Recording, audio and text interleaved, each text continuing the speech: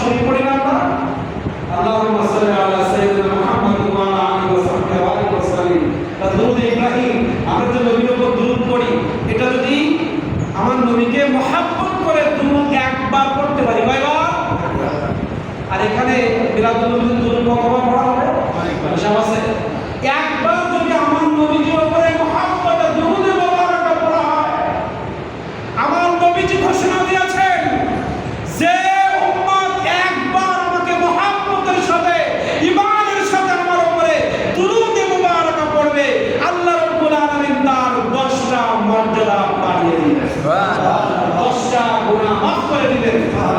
10টা মর্যাদা কিভাবে বাড়াবেন? আপনি যদি মহব্বতে ইয়া রাসূলুল্লাহ ইয়া হাবিবাল্লাহ নবী গো দয়ার নবী মায়ার নবী নবীর উপরে যদি একবার মহব্বত আল্লাহুম্মা সাল্লি আলা সাইয়্যিদিনা মুহাম্মাদিন ওয়া আলা আলিহি ওয়া আসহাবিহি আজমাইন, এই দুরূদ মুবারক যদি একবার আপনি মহব্বত করতে পারি, 10টা মর্যাদা কিভাবে দিবে দেখেন। আপনার আগে নামাজ পড়তে ভালো লাগতো না, কারণ নামাজ না পড়লে ঈমানদার থাকতে পারে না। রাসূলের দুরূদ পড়ার কারণে আপনি আগে নামাজ পড়তে ভালো লাগতো না, এখন আপনার নামাজ পড়তে ভালো লাগবে। আর নামাজ ভালো হলে ভালোবাসবেন কে? আল্লাহ। নামাজ যদি একবার আপনি শুরু করে দেন, আপনার সম্মান বাড়ায় দেবে কে? বাড়াবে না? আপনার আগে অভাব ছিল, হাদিস মুবারক সাক্ষ্য, পরীক্ষার হলে কোনো স্টুডেন্টের যদি প্রশ্ন মনে না আসে, আমার নবীর দুরূদ পড়লে আমরা আওয়াজ মাস্টার্স করেছি, জীবনে অনেকবার দেখেছি দুরূদের ফজিলত, আমাদের শুধু আমরা হাদিসে পড়েছি তাই নয়, পরীক্ষার হলে প্রশ্নের উত্তর মনে আসে না, চোখ বন্ধ করে আমার নবীজিকে স্মরণ করার সঙ্গে সঙ্গে প্রশ্নের উত্তর মিলে যায়। ভাইরা একবার মহব্বতে দুরূদ পড়ে দেখেন, ভাইরাস দূর হয়ে যাবে। কারণ আমাদের দেশে কিন্তু দুর্বল জবান দুর্বল, নামাজ নাই রোজা নাই, দুধের কাজ হবে, ওষুধ টাকা লাগবে। আপনি একবার 5 ওয়াক্ত নামাজ পড়ে রাসূলের মহব্বত করেন, হালাল রুজি উপার্জন করেন, আপনি একবার রাসূলের মহব্বতে দুরূদ পড়বেন, সংসারে অশান্তি যাবে, বউয়ের সাথে না পারা ভালো না, সন্তান কথা শুনে না, আপনি দুরূদের আমল শুরু করে দেন, সন্তান আপনার কথা শুরু করে দিবে। আপনি দুরূদের মহব্বত শুরু করে দেন, স্ত্রী আপনার উন্নত হয়ে যাবে। আপনি দুরূদের মহব্বত শুরু করে দেন, আপনার ব্যবসার উন্নতি হওয়া শুরু হবে। আপনি দুরূদের মহব্বত শুরু করে দেন, প্রতিবেশী আপনার সাথে সম্পর্ক ভালো করা শুরু করে দিবে। সব হাদিসের কথা, সব কিসের কথা? হাদিসে মুবারক। এজন্য আজকে আমরা কাকে খুশি করতে এসেছি? নবীকে। মান ইউতি'র রাসূল ফাকাদ আতা আল্লাহ ওয়া মান আসানি ফাকাদ আসা আল্লাহ। খুব সুন্দর করে হাদিস মুবারকটা শুনবেন। মান ইউতি'নি ফাকাদ আতা আল্লাহ ওয়া মান আসানি ফাকাদ আসা আল্লাহ। আমার আল্লাহ ঘোষণা দিলেন, রাসূলের আনুগত্য আমি আল্লাহ আনুগত্য, রাসূল খুশি তো আমি খুশি, আর রাসূল যদি নারাজ হয় আমি আল্লাহ নারাজ। ওয়া মান আসানি ফাকাদ আসা আল্লাহ। আমার নবী অখুশি, আমি আল্লাহ খুশি, আমার নবী খুশি, আমি খুশি। বলেন আজকে এই যে মজলিসে আমরা আসছি, আজকে দিন সম্পর্কে আমাদের ধারণা আছে? কি ধারণা আছে? পৃথিবীর জমিনে আল্লাহ আসমান বানায় বলে নাই, বান্দা তোদের উপরে আমি রহমত করেছি, নিয়ামত দান করেছি, তোদেরকে বড় উপকার করেছি, এমন শব্দ আল্লাহ বলে নাই। কারণ আসমানের নিচে আল্লাহ বানাইছে। খুব খেয়াল করে কথা শুনবেন। বিভিন্ন দিক দিয়ে রাসূলের প্রেম, রাসূলের আনুগত্য বোঝানোর চেষ্টা করছি, সবাই খুব খেয়াল করে শুনবেন। আসমান আল্লাহ বানাইছে, কোরআন মাজিদে আল্লাহ বলে নাই আসমান বানায় আমি তোদেরকে বড় উপকার করেছি, বলে নাই। শেষ ফিনিশিং কিন্তু ওই যে a + b স্কয়ার বীজগণিতের অঙ্কের মতো কিন্তু কোরআন মাজিদ লাস্টে একটা শব্দেই বুঝে যাবে এখানে কি বলতে চেয়েছি। খুব খেয়াল করে শুনবেন বাচ্চারা। আল্লাহ রাব্বুল আলামিন বললেন, আসমান সৃষ্টি করে আমি তোদেরকে বড় নিয়ামত দেই নাই, আমি তোদেরকে বড় অনুগ্রহ করি নাই, আমি জমিন বানায় তোদেরকে বড় অনুগ্রহ দান করি নাই, আমি তোদের সন্তান দিয়েছি, তোদের স্ত্রী দিয়েছি, ব্যবসা দিয়েছি, চাকরি দিয়েছি, সমুদ্র দিয়েছি, পানি পৃথিবীতে পানি দ্বারা ভরপুর করে দিয়েছি। এই সব কিছুর মাধ্যমে আমি তোকে অনুগ্রহ করি নাই, কিন্তু আল্লাহ রাব্বুল আলামিন একটা কথা এই যে আয়াতে কালিমা তেলাওয়াত করেছি 10 নম্বর পারা 4 নম্বর পারা 10 নম্বর পৃষ্ঠা একটু খেয়াল করেন। লাকাদ মান্নাল্লাহু আলাল মুমিনিনা ইদ বা'আথা ফীহিম রাসূলান মিন আনফুসিহিম ইয়াতলু আলাইহিম আয়াতিহি ওয়া ইউযাক্কিহিম ওয়া ইউআল্লিমুহুমুল কিতাবা ওয়াল হিকমা। সুবহানাল্লাহ। এই একটা আয়াত যদি গবেষণা করেন জীবন পরিবর্তন হয়ে যাবে। প্রত্যেকটা শব্দ গবেষণামূলক একটু সময় দিয়ে আমি বলবো। আল্লাহ রাব্বুল আলামিন বললেন, হে পৃথিবীর মানুষ, আমি আসমান দিয়ে তোদেরকে উপকার করি নাই, জমিন দিয়ে আমি কোনো উপকার করি নাই, কিন্তু আমি তোদেরকে অনুগ্রহ করেছি, তোদেরকে আমি বড় দয়া করেছি, উপকার করেছি। সেটা কি? লাকাদ মান্নাল্লাহু আলাল মুমিনিন। আল্লাহু আমি মুমিনদের উপরে লাকাদ নিশ্চয়ই মান্না আমি দান করেছি, লাকাদ মান্না আমি উপকার করেছি, আমি অনুগ্রহ করেছি আলাল মুমিনিন, সমগ্র বিশ্বের মুমিন। এই নিয়ামত পেয়ে শুধু মুমিনরাই উপকৃত হবে। এখানে কাফির বলতে পারতেন, মুশরিক বলতে পারতেন, নাস বলতে পারতেন।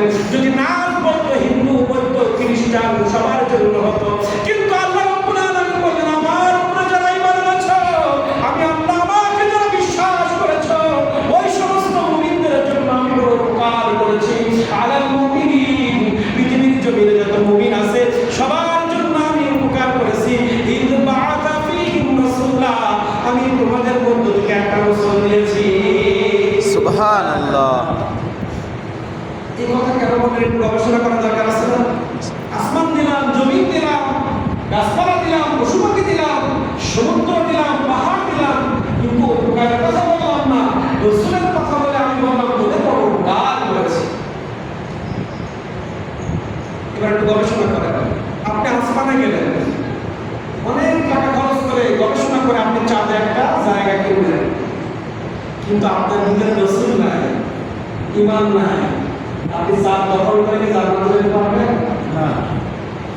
সমস্ত আসমান দখল করে কোনো লাভ আছে? আজকে রাশিয়া, ইউক্রেন, আমেরিকার সহযোগিতা নিয়ে, যুক্তরাষ্ট্রের সহযোগিতা নিয়ে ইউক্রেন রাশিয়ার বিরুদ্ধে লড়াই করছে। ইসরায়েল মুসলমানদের উপরে গাজা আক্রমণ করছে। কত অস্ত্র খেলা চলছে, ঠিক না? পানির মধ্যে মাছের মাধ্যমে ক্যামেরা দিয়ে পানি নিয়ন্ত্রণ করছে, খেলা হচ্ছে। যত খেলা করুক, পৃথিবী ধ্বংস করার মতো যন্ত্র যদি তাদের কাছে থাকে, ঈমান না থাকলে কোনো দাম আছে? রাসূলকে আল্লাহ উপকার করেছেন, কেন বলছেন? এই কথা বোঝার জন্য বলছেন। আপনার 100 বিঘা জমি আছে, 5টা বা 10টা বাড়ি আছে, 100 বিঘা ঘেরের জমি আছে, 10 লক্ষ টাকা আছে, কিন্তু কোন বছর ধরে আপনার ছায়া না বসার দাম নাই। ঠিক। কবরের মধ্যে যখন আপনি আমি যাব, আপনাকে আমাকে প্রশ্ন করা হবে না তুমি জার্মান ছিলে, এমপি ছিলে, মন্ত্রী ছিলা, তুমি বাংলাদেশের প্রাইম মিনিস্টার ছিলা, তুমি এমপি ছিলা কি মন্ত্রী ছিলা, তুমি কি ছিলা, এটা আল্লাহ প্রশ্ন করবে না। তুমি চাঁদে কয়বার গিয়েছো? সমুদ্র নিয়ে তুমি গবেষণা করেছো কিনা? সমুদ্রের মধ্যে কয়টা জাহাজ তৈরি করেছো? পৃথিবীর মধ্যে কয়টা দেশ তুমি ধ্বংস করতে পেরেছো? তোমার ব্যাংকে কত টাকা আছে? কত বিঘা জমি ছিল? নিয়ে আসো, কবরের মধ্যে হবে।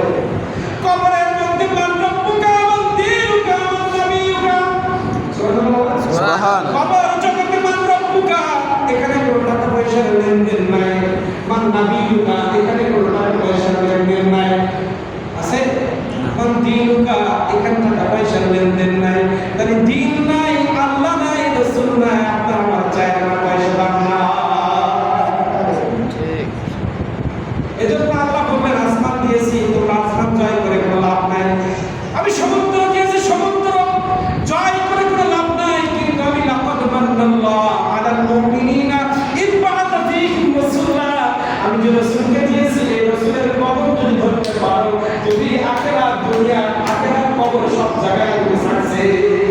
সুবহানাল্লাহ। তুমি ভ্যান চালাও, রিক্সা চালাও, দিন মজুর, তাতে কোনো অসুবিধা নাই। তোমার বসতের কোনো বাড়ি নাই, তুমি রাস্তাঘাটে ঘুমাও, পরের বাড়ি তোমার বাড়ি, পরের দোকানে কাজ করে খাও, কিন্তু তোমার কলবের মধ্যে হুজুর রাসূল আছে। পৃথিবীর জমিনে তোমার মতো দুনিয়া কেউ না। তার দলিল কি?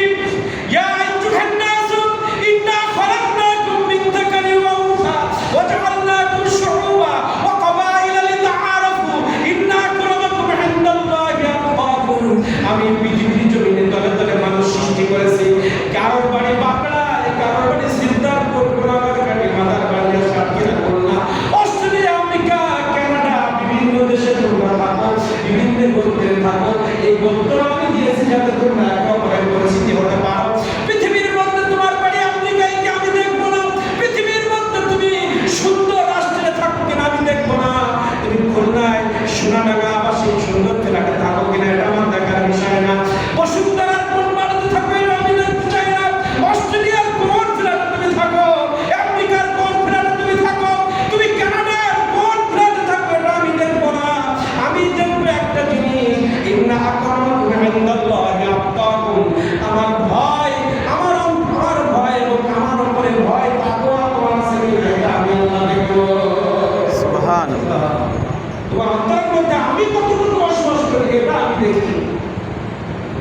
যার ভিতরে আল্লাহ আল্লাহ রাসূল আছে, পৃথিবীর মধ্যে ওই আল্লাহর কাছে সবথেকে সম্মানী এই আয়াত সেটা বলছে, ইন্না আক্রামাকুম, আমি আল্লাহ আমার কাছে সম্মানিত, আমার কাছে ভালো মানুষ, আমি আল্লাহ আমার কাছে সবথেকে প্রিয় মানুষ সে। ইন্না আক্রামাকুম ইনদাল্লাহি আতকাকুম। সুবহানাল্লাহ। আল্লাহ তাআলা বললেন, যার কলবের মধ্যে আমি আল্লাহ আমার ভয় আছে, আমার নবীর মহব্বত আছে, এই মানুষটা আমার কাছে বড় সম্মানী। সুবহানাল্লাহ। কোন এমপি, মন্ত্রী, প্রাইম মিনিস্টারের মধ্যে যদি হব্বে রাসূল না থাকে, সে যদি পাহাড় পরিমাণ সম্পদ থাকে, আল্লাহ বললেন ও আমার কাছে ডাস্টবিনের ময়লা থেকে আরো নিকৃষ্ট। আর একটা মানুষ সে যে অবস্থায় থাকে না কেন, হতে পারে সে ইমাম সাহেব, হতে পারে সে মুয়াজ্জিন, হতে পারে সে দিনমজুর, সাধারণ মুসল্লি, সাধারণ মানুষ, কিন্তু আমার আল্লাহ বললেন তার কলবের মধ্যে যদি আমি আল্লাহর ভয় ধারণ করতে পারে, আমার নবীর মহব্বত যদি অন্তরে ধারণ করতে পারে, পৃথিবীর জমিনে সে আমার কাছে বড় সম্মানিত। একটু বাস্তবে মিলায় দেখেন, আবু জেহেল বা সাইবা মক্কার জমিনে আমার নবীজি ছিল গরিব মানুষ।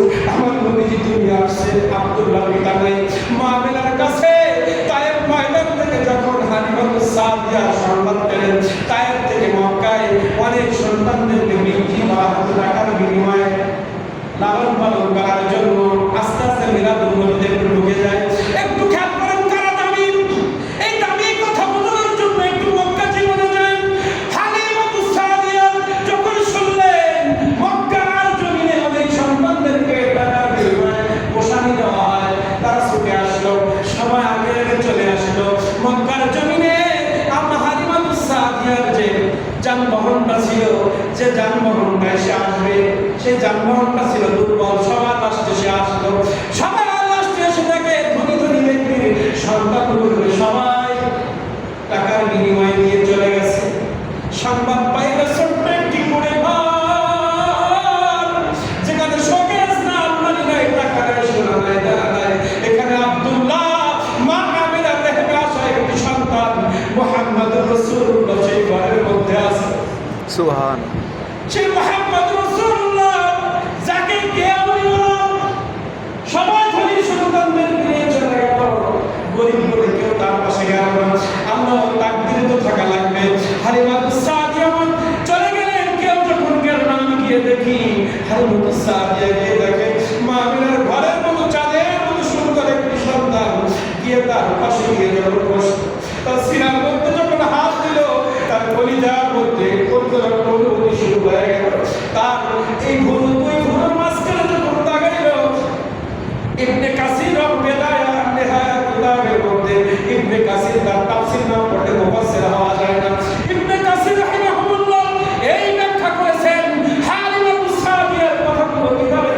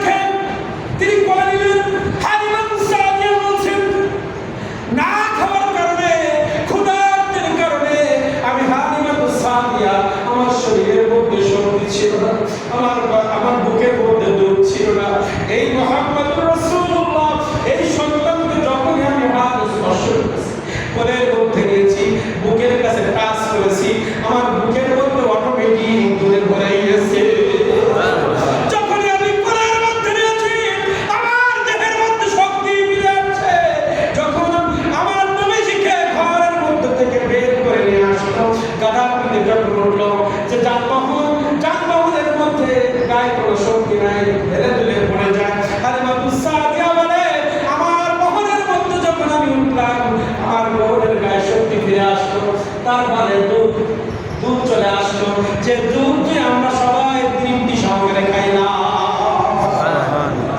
মা আমাদের ঘর থেকে ডাকতেছে, এ হালিমাতুস সাদিয়া, তুমি কাকে করে নিয়েছো? তুমি কি জানো তার পিতার নাম আব্দুল্লাহ?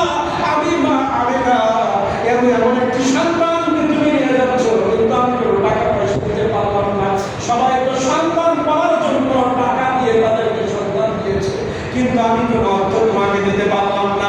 হালিমাতুস সাদিয়া বলে, এমন একটি সন্তান আমি পেয়েছি, আমার কোনো টাকা লাগবে না, আমি যা পাওয়ার দাম পেয়ে গেছি। সুবহানাল্লাহ। আমি জানো ইনি হচ্ছে শেষ নবী মুহাম্মদ রাসূলুল্লাহ সাল্লাল্লাহু আলাইহি ওয়াসাল্লাম। তুমি জানো হে হালিমাতুস সাদিয়া, এই মুহাম্মদ রাসূলুল্লাহ যেদিন থেকে আমার গর্ভে আসছে, দুনিয়া আসার আগ পর্যন্ত আমি কোনো বেদনা অনুভব করি নাই। আমি কোনো বেদনা অনুভব করি নাই।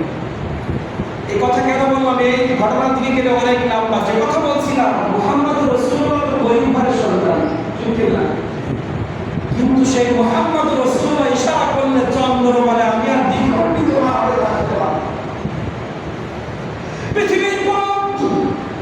পৃথিবীর সৃষ্টি থেকে আজ পর্যন্ত, শুধু আজকে নয়, কিয়ামত পর্যন্ত সমস্ত পৃথিবীর বড় বড় বৈজ্ঞানিকরা গবেষণা করে যত বড় পরমাণু আর বোমা বানাবে না কেন, চন্দ্র দ্বিখণ্ডিত করার ক্ষমতা কারণ না আছে? কেউ বলতে পারবে না। হুমকি দিতে পারে, ইউক্রেন উড়িয়ে দিব, বাংলাদেশ উড়িয়ে দিব, গাজায় উড়িয়ে দিব, কিন্তু পৃথিবীর জমিনে কেউ এখনো পর্যন্ত ঘোষণা দিতে পারে সূর্য উড়িয়ে দিব, চন্দ্র উড়িয়ে দিব, কেউ ঘোষণা দিতে পারে নাই। এত ক্ষমতা, এত টাকা পয়সা, এত সেনাবাহিনী, র্যাব বাহিনী তোমার সাথে থাকে, কিন্তু তুমি চন্দ্রকে ধ্বংস করার মতো ক্ষমতা তোমার নাই। কিন্তু মুহাম্মদ রাসূলুল্লাহ, আবু জাহেল বাদশাহের পাহাড় পরিমাণ সম্পদ ছিল মক্কার জমিনে, মদিনাবাসীর পাহাড় পরিমাণ সম্পদ ছিল, কিন্তু কেউ আল্লাহকে খুশি করতে পারে নাই, কেউ পৃথিবী ধ্বংস করতে পারে নাই। কিন্তু মুহাম্মদ রাসূলুল্লাহ গরিব ঘরের সন্তান, একটা কাঁচা ঘরের সন্তান, কিন্তু তার মধ্যে আল্লাহ কত মহব্বত দিয়েছে, কত পাওয়ার দিয়েছে, জমিন থেকে ইশারা করেছে, চন্দ্র দ্বিখণ্ডিত হয়ে গেছে। সুবহানাল্লাহ। এটা বলছিলাম, আল্লাহর কাছে সম্মানীকে, যার মধ্যে আল্লাহর ভয় আছে। আমার নবী যে আল্লাহকে খুশি করেছে, সমগ্র পৃথিবী আল্লাহ নবীকে দিয়ে দিয়েছে। সুবহানাল্লাহ। আর আল্লাহকে ভুলে যারা দুনিয়াদারি করেছে, তাদেরকে দুনিয়াও ধ্বংস করেছে, পরকালে তারা জাহান্নামে লাগ্নি করেছে। আজকে দেখেন আবু জাহেল বাদশাহরা, যেখানে তাদের লাশ রয়েছে সেখানে বাথরুম তৈরি হয়েছে, আর সাহাবায়ে কেরামদের মাজারগুলো, কবরগুলোকে মানুষ চোখের পানি ছেড়ে জিয়ারত করছে। সুবহান। বোঝা যায় না কারা আল্লাহর প্রিয়? ওলি আল্লাহ দরবারে মানুষ পাগলের মতো ছুটে যাচ্ছে, তারাও মানুষ, আবার সাধারণ অনেক মানুষকে গালি দিচ্ছে যে জুলুমকারী ছিল, এ মরেছে তো ভালো হয়েছে, এ পালিয়েছে তো ভালো হয়েছে, চলে গেছে তো ভালো হয়েছে। তাহলে ভালো হলে সে কবরে গেলেও তার প্রশংসা হয়, আর যে খারাপ হয় বেঁচে থাকলেও গালি, পালালেও গালি, কবরে গেলেও গালি, ঠিক কিনা বলেন? ঠিক। তাহলে আমাদের কি জয় করতে হবে? আল্লাহ রাসূলকে জয় করতে গেলে আমার কলবের মধ্যে আল্লাহ ভয় লাগবে কিনা? তাহলে আল্লাহ তাদেরকে সম্মানী বলেছেন যাদের কলবে আল্লাহ রাসূল আছে। বুঝে আসছে? তাহলে আল্লাহ বলেন, আসমান আমি তোমাদেরকে দিয়েছি, জমিন আমি তোমাদেরকে দিয়েছি, সব কিছু তোমাদেরকে দিয়েছি আল্লাহ, কিন্তু আমি উপকার করে এমন কথা বলি নাই। কারণ আসমান দিয়ে তোমাদের উপকার হতেও পারে, না হতে পারে, কারণ আসমান তোমরা ব্যবহার করে কাফের হতে পারো, আবার মুশরিক হতে পারো।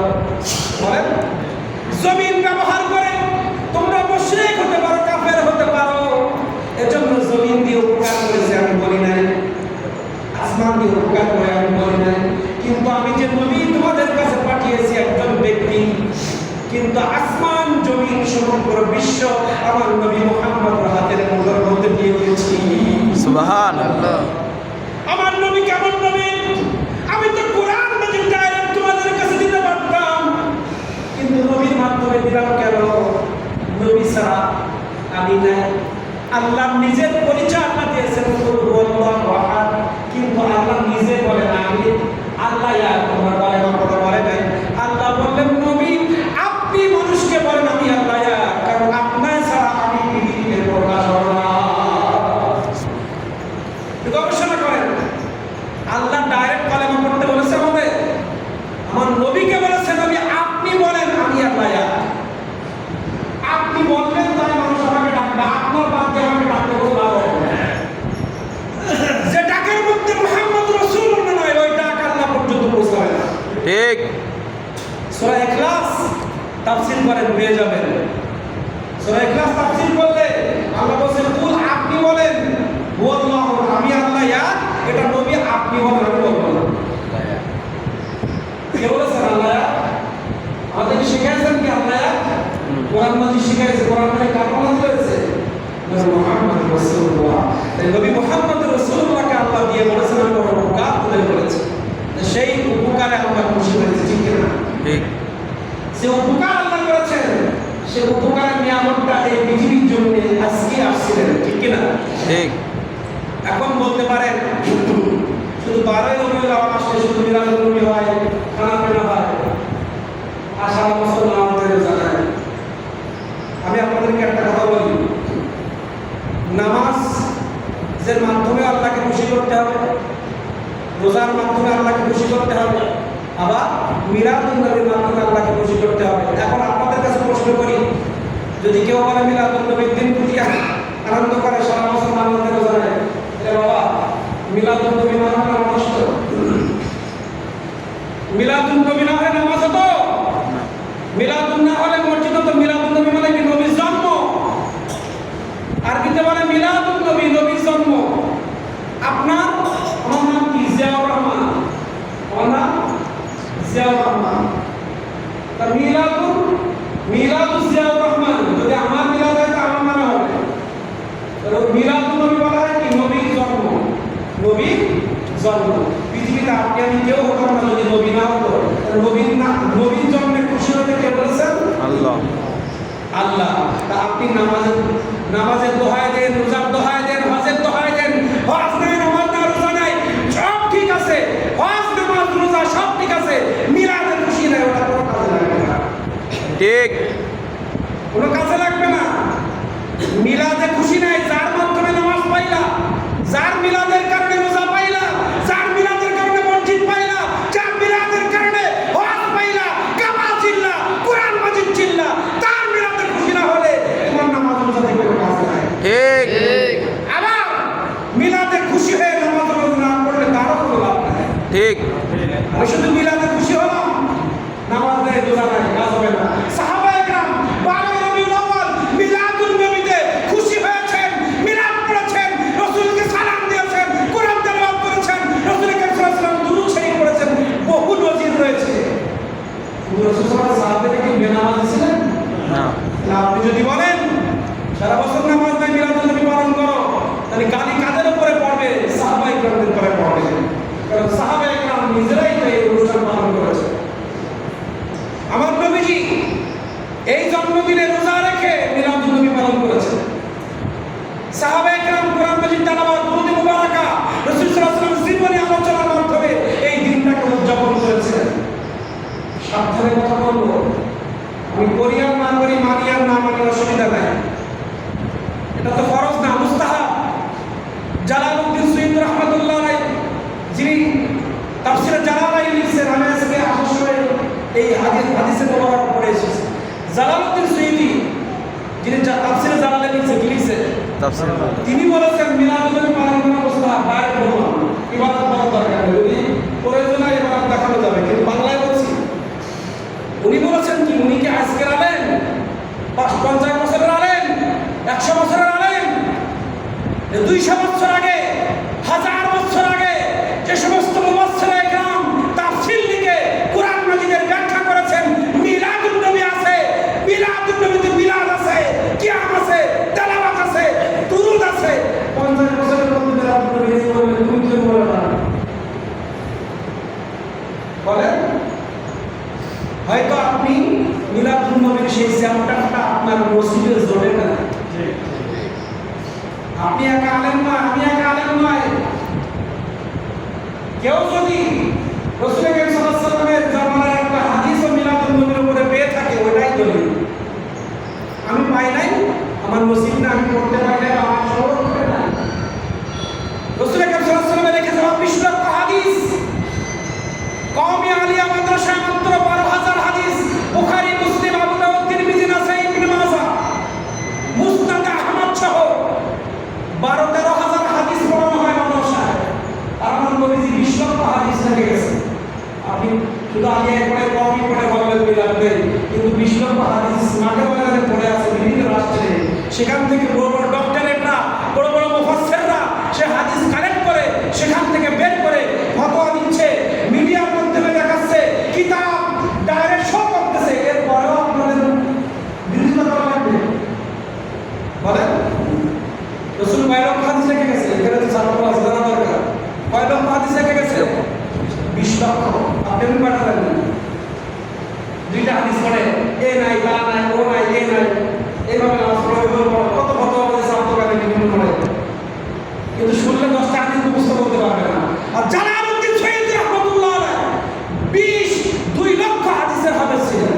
সুবহানাল্লাহ। যে ব্যক্তি 2 লক্ষ হাদিসের হাফেজ, তিনি বলছেন মিলাদুল মুস্তাহাব।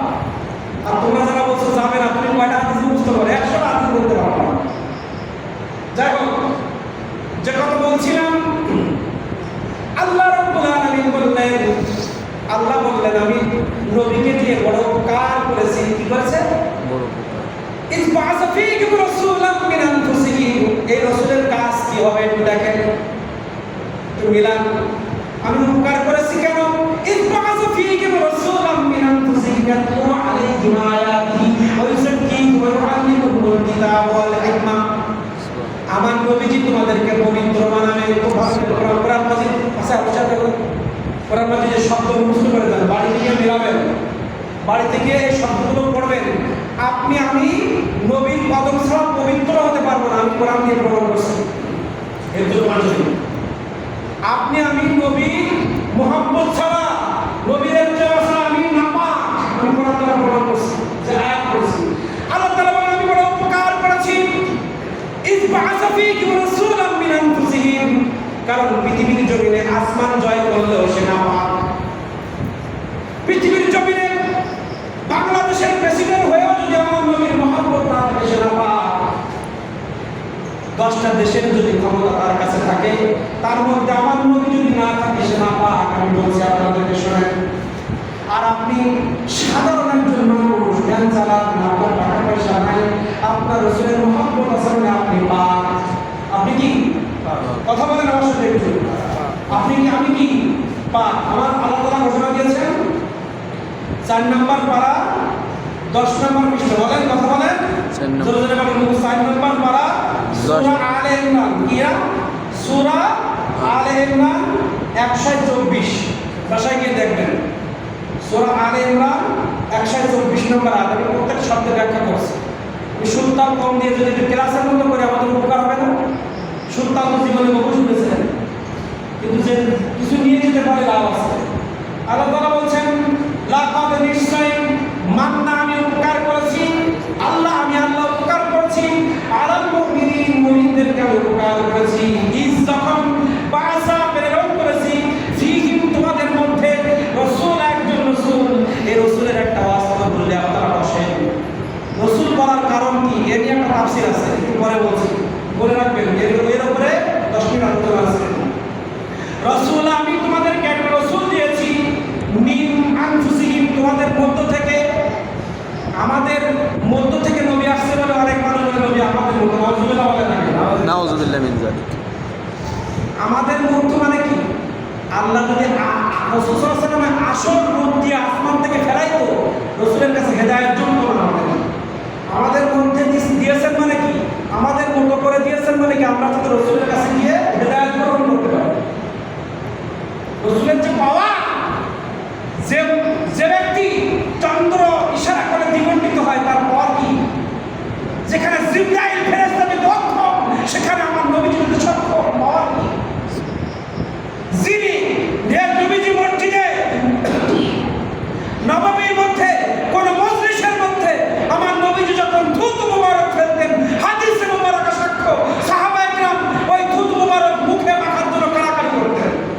আপনি আমি থুতু ফেলে দিন আরেকজন নাক আটকায় চলে যাবে।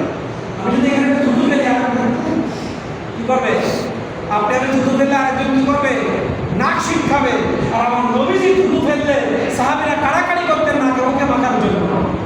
থুতুর সাথে নবীর আমাদের সাথে মেলে। আমি একটা থুতু দিয়ে উদাহরণ দিলাম। আপনি আমি সারাদিন ইশারা করলে চন্দ্র দ্বিখণ্ডিত হবে? তাহলে কিভাবে বলি নবী আমাদের মতো? আমাদের মাঝে এসেছেন কিন্তু আমাদের মতো না। এটা বললেই ইমান থাকবে না। মিন আনফুসিহিম, তোমাদের নিজেদের মধ্য থেকে একটা নবী আমি তোমাদেরকে পাঠিয়েছি। এই নবীর কাজ কি তাই বলছে? আমার নবীর কাজ হচ্ছে ইয়াতলু আলাইহিম, তোমাদের কাছে আমার নবী তেলাওয়াত করে শোনাবে। নবী আমাদের কাছে তেলাওয়াত করে শোনাবে কি? আয়াতিহি, আমার নিদর্শন। আমি আল্লাহ আমার নিদর্শনগুলো আমার নবী জবান দিয়ে তোমাদেরকে বোঝাবে। এখন এই নিদর্শনের একটা নিদর্শন কোরআন মাজিদ। আমরা হয়তো মনে করি আমরা সাহেবরা পড়ে আয়াতিহি মানে বলে কোরআনের আয়াত না, ওই ৬৬৬৬টা আয়াত। এই আয়াত মানে আয়াত নয়, এই আয়াত মানে নিদর্শন। এই মসজিদ একটা নিদর্শন। আয়াত মানে মসজিদ, আয়াত মানে কাবা, আয়াত মানে সূর্য, আয়াত মানে চন্দ্র, আয়াত মানে মদিনা শরীফ, আসমান, জমিন, সব কিছু আয়াত আছে। এই কোরআন মাজিদ একটা আয়াত আছে। নিদর্শন, এই কোরআন নিদর্শন না, মুজিজা না। তা আমার আল্লাহ বলছে আমি আসমান সৃষ্টি করেছি। আসমান কেন সৃষ্টি করেছে? আমার নবী জবানে তোমাদেরকে বোঝায় বোঝায় বলবে। এই কোরআন মাজিদ কেন পাঠিয়েছি? তেলাওয়াত করে করে তোমাদেরকে শোনাবে। আমি কাবা শরীফ কেন নির্মাণ করেছি? আমার নবীজি তোমাদেরকে বলবে। সেখানে তাওয়াফ করে লাভ আছে। তাওয়াফ করলে আমি আল্লাহ তাদেরকে মাফ করে দেই। তাওয়া ধরে চোখের পানি ফেললে আমি তাকে মাফ করে দেই। এটা আমার নবী তোমাদেরকে বোঝাবে। এটাই হচ্ছে আয়াতিহি।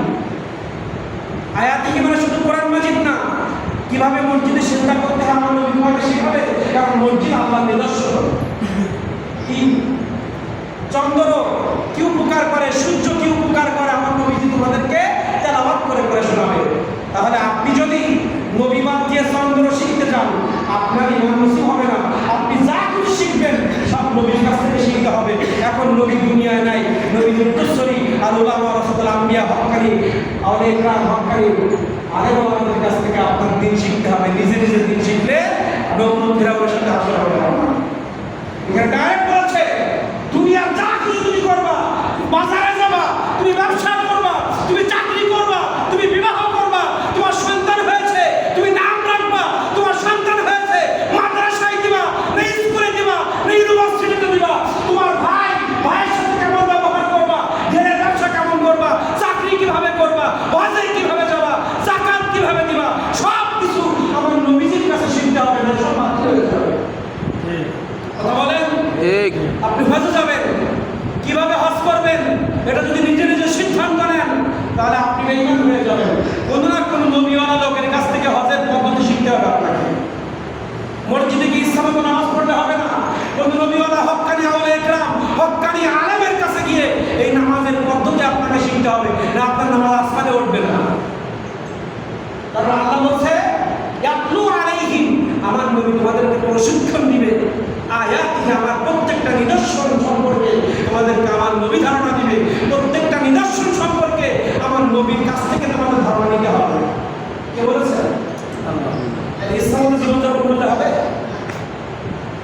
তাহলে সব কিছু যদি নবীকে কেন্দ্র করে হয় তো সেই নবী না আসলে সব কিছু পাইতাম না। সেই নবীর আগমনে খুশি হবো না? আগমনে খুশি হবো? বলেন। কত নেতা খেতা, কত কিছুর জন্মদিন পালন হয়। নেতা খেতা গ্রামে আসলে আমাদের বাড়ি আমরা থাকি না, সব রাস্তায় চলে আসি, স্টেজে চলে আসি। আর যে নবীকে সৃষ্টি না করে আমরা কিছুই করতেন না, তার দলিল আপনার সামনে সারা রাত থাকতে পারবেন না। অন্য এক সময় বলবো, অন্য এক সময় বলবো। আর এই যে আমরা মজলিস করেছি না, আল্লাহ পৃথিবী সৃষ্টি করার পরে 3টা মজলিস করেছে। এই মজলিস কিন্তু আমরা বানাতে পারবো না। তাফসীরুল কোরআন মাহফিল, ওয়াজ মাহফিল সব আসমান থেকে আসছে। আমরা পৃথিবীতে আসার আগে সমস্ত রূহগুলোকে নিয়ে আল্লাহ একটা মজলিস করেছেন। আর রূহ তৈরি করার আগে ওয়াইজ ক্বালা রাব্বুকা লিল মালাইকাতি ইন্নী জাইলুন ফিল আরদি খলিফা, আর আল্লাহ যখন পৃথিবীতে মানুষ সৃষ্টি করার সিদ্ধান্ত নিয়েছেন তখন সমগ্র ফেরেশতাদেরকে ডেকে এরকম একটা মজলিস করেছিলেন। ফেরেশতারা বসা, আল্লাহ এখান থেকে ঘোষণা দিয়েছেন, হে ফেরেশতা, আমি মানুষ সৃষ্টি করব। এটা প্রথম আজ মাহফিল আসমানে, দ্বিতীয় আজ মাহফিল হয়েছে আলাস্তু বিরাব্বিকুম। ফেরেশতারা যখন বাধা দিয়েছে তখন ফেরেশতাদের জবাব আল্লাহ তাআলা দিয়েছে, আমি যাদের বিরুদ্ধে জানো না।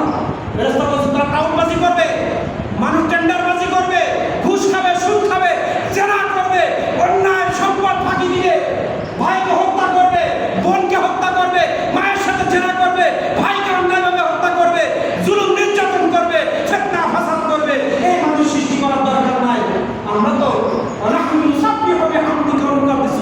আমরা তো অনেক তাসবিহ পড়ি, এই মানুষ সৃষ্টি করার দরকার নাই। ক্বালা ইন্নী আ'লামু মা লা তা'লামুন। হে পৃথিবী, হে ফেরেশতা, তোমরা জানো না, আমি যা দেখছি তোমরা তো দেখো না। তোমরা মনে করছো টেন্ডারবাজি করবে, এই কথা আল্লাহ কেন বলেন? আমি যা জানি তোমরা তো জানো না, কারণ মুহাম্মদুর রাসূলুল্লাহ আল্লাহ পৃথিবীতে পাঠাবেন এই সিদ্ধান্ত আল্লাহ নিয়েছেন। এজন্য ফেরেশতাদের ওই কথা আল্লাহ বলেন। ঠিক। এই মজলিস বুঝতে হবে। আর আমার নবীজি সর্বপ্রথম সৃষ্টি, তার একটা দলিল নেই। দ্বিতীয় মজলিস যখন ফেরেশতাদেরকে আল্লাহ জবাব দিয়ে রূহ সৃষ্টি করলেন, এই রূহগুলো এক জায়গায় করে, সেখানে আপনার রূহ ছিল, আমার রূহ ছিল, গৌসুল আজম খুররমের রূহ ছিল, আদম আলাইহিস সালামের রূহ ছিল, সমগ্র বিশ্বের সমস্ত মানুষের রূহ, কাফের, বেঈমান, মুশরিক সবার রূহ যখন ছিল, আল্লাহ বললেন আলাস্তু বিরাব্বিকুম। কোন বান্দা আনসার দেয় নাই, আদম আলাইহিস সালামের রূহ আনসার দেয় নাই, নূহ আলাইহিস সালামের রূহ আনসার দেয় নাই, আপনার আমার রূহ আনসার দেয় নাই। একজনের রূহ আনসার দিয়েছিল, তিনি মুহাম্মদুর রাসূলুল্লাহ সাল্লাল্লাহু আলাইহি ওয়াসাল্লাম। বলা আমার নবীজি বলেছিলেন, হ্যাঁ আমি সাক্ষী দিচ্ছি আল্লাহ আপনি এক। সুবহানাল্লাহ, সুবহানাল্লাহ। আমার নবীর পজিশন চিনতে পেরেছেন। সেখানে আদম আলাইহিস সালামের রূহ ছিল, সেখানে মুসা আলাইহিস সালামের রূহ ছিল। কেউ বলে নাই রব্বি আল্লাহ, হে তাওহীদের স্বীকৃতি নেওয়ার জন্য রূহের কাছে যখন আল্লাহ প্রশ্ন করেছেন, আপনার আমার কোন রূহ সেদিন সাক্ষ্য দেয় নাই, দিয়েছেন আপনার আমার নবী মুহাম্মদুর রাসূলুল্লাহ সাল্লাল্লাহু আলাইহি। তিনি জানতেন আল্লাহকে। তাহলে যিনি সবার আগে আল্লাহকে চিনলেন, তাকে আল্লাহ প্রথম সৃষ্টি করেছেন। আল্লাহ বলে আদম আলাইহিস সালাম তো ফিজিক্যালি দুনিয়াবি আগে আসছেন, আমার নবী আসছে শেষে, কিন্তু পাওয়ার সবার থেকে বেশি। কি বলেন? ঠিক। পাওয়ার সবার থেকে বেশি কার? রাসূলুল্লাহ। আমার নবী মুহাম্মদুর রাসূলুল্লাহ। কার উম্মত হয়েছেন আপনারা জানেন না? আমরা কার উম্মত হয়েছি আমরা আপনারা চিন্তা করি না। তাহলে আমার নবীজি এ আমরা শেষ করে না, শেষ করা হবে না। তাহলে আপনি আমি যা কিছু শিখবো কার কাছ থেকে শিখবো? নবী মুহাম্মদুর রাসূলুল্লাহ। এখন নবী মুহাম্মদুর রাসূলুল্লাহ দুনিয়া আছে না, নাই। মানে ওনাদের উত্তরসূরি হাদিসে মুবারাকা বলা হয়েছে আল উলামাউ ওয়ারাসাতুল আম্বিয়া। আমার নবী ঘোষণা দিয়েছেন আমার ইন্তেকালের পরে আমি আলেমদেরকে রেখে গেলাম। কাদেরকে? এই আলেমদের উচ্চ মাকামে আছে আল্লাহর ওলি, হক্কানে আল্লাহর ওলি, যেখানে গিয়ে আপনাকে দিন শিখতে হবে। স্ত্রী বিবাহ কিভাবে করবেন, স্ত্রীর সাথে কেমন ব্যবহার করবেন। আজকে আপনার আমার হক্কানি আউলিয়া কেরামের সাথে সম্পর্ক না থাকার কারণে, আলেম ওলামাদের সাথে সম্পর্ক না থাকার কারণে আমরা বউকে লোকেদারি পেটাই, সন্তানকে আমরা সঠিকভাবে লালন পালন করতে পারি। আজকে শুধুমাত্র সওবাত, আমরা নামাজ যখন আসি আল্লাহ রাসূলের সওবাত, বছরে একবার মিলাদুন নবী পড়ি, রাসূলের সওবাত, পীরের দরবারে যাই, পীরের সওবাত, আলেমের পাশে যাই, আলেমের সওবাত, আর বাকি সব শয়তানের সওবাত থাকে। আর এই শয়তানের সওবাত এমন খারাপ জিনিস, ভাইয়ের সাথে ভাইয়ের দ্বন্দ্ব বাঁধায় দেয়, স্বামী স্ত্রীর সাথে দ্বন্দ্ব বাঁধায় দেয়। আপনি যখন কোনো হক্কানি ওলির সওবাতে থাকবেন, কোনো হক্কানি আলেমের সওবাতে থাকবেন, আপনি কোরআনের সওবাতে থাকবেন, আপনি আল্লাহর সওবাতে থাকবেন, আপনার দ্বারা মিথ্যা বের হবে না, আপনার দ্বারা আপনার বউ পেরেশানিগ্রস্ত হবে না, আপনার বাবা মা আপনার দ্বারা কষ্ট পাবে না, আপনার সন্তান আপনার দ্বারা কষ্ট পাবে না, আপনার দ্বারা কোনোদিন অন্যায়ভাবে লোকের জমি দখল করায় এই কাজ আপনার দ্বারা হবে না, সুদ আপনার দ্বারা হবে না, ঘুষ আপনার দ্বারা হবে না, জিনা ব্যভিচার আপনার দ্বারা হবে না। ঠিক। শুধুমাত্র এই কোরআনের সওবাত না থাকার কারণে আপনি ইচ্ছা করলে সারাদিন বাড়ি কোরআন করে সওবাত পাবেন না। যদি শুধুমাত্র বাড়ি নিজে নিজে তেলাওয়াত করে কোরআনের নূর সিনায় ঢোকানো যায় তো সিদ্দিক আকবর বাড়ি ফেলে আল্লাহ রাসূলের দরবারে যাইতে না। ওমরে ফারুক সমস্ত ক্ষমতা ফেলে রাসূলের গোলামিতে যাইতো না। ঠিক। যাইতো না।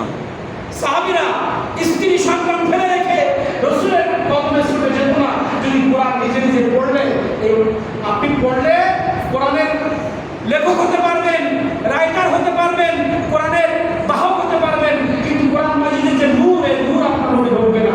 এই কোরআন মাজিদের নূর ঢোকাতে গেলে কোনো না কোনো আলেম এবং ওলির সোহবতে আপনাকে যেতে হবে।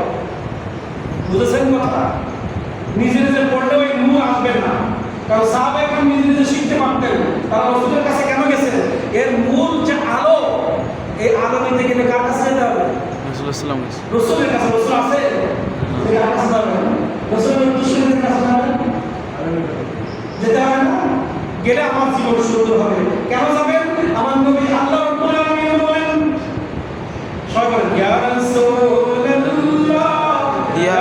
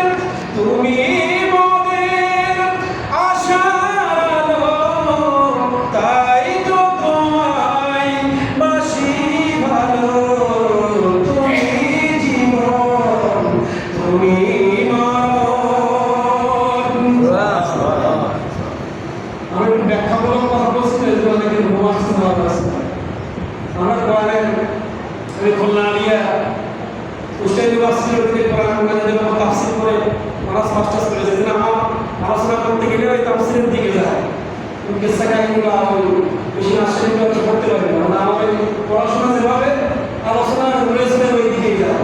আজকে কিন্তু একটু সুন্দর সুন্দর ওয়াকিয়া বলতে চেয়েছিলাম, কিন্তু লড়ে চলে আবার সেই ব্যাখ্যার দিকে চলে যাচ্ছে। যার যেভাবে যার যে সৌবা সেই সৌবার দিকে দৌড়বে। কি বলেন? আমাদের যেভাবে লেখাপড়া ওই লড়ে চলে গ্রামের মানুষ, সাধারণ মানুষ এই ব্যাখ্যা বিশ্লেষণ আমরা পছন্দ করে না, একটু সত্যাল কাল দিয়ে মোটামুটি এগুলো বেশি পছন্দ মানুষের। এজন্য একটু সত্যটা নাকশাই করে দিলাম, আয়াতের হকটা আদায় করে নিই। আল্লাহ রাব্বুল আলামিন বললেন ইয়াতলু আলাইহিম আয়াতিহি, আমার নবীজি তোমাদের কাছে আমার নিদর্শনগুলো পড়ে পড়ে শোনাবে। ওয়া ইউযাক্কিহিম, তোমাদেরকে পবিত্র বানাবে। এই একটা শব্দ রাসূলের সাথে রাখতে হবে।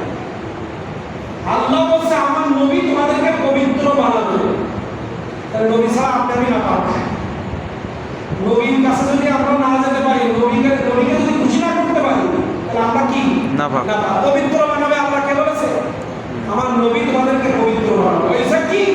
আমার নবীর কাজ তোমাদেরকে পবিত্র বানাবে।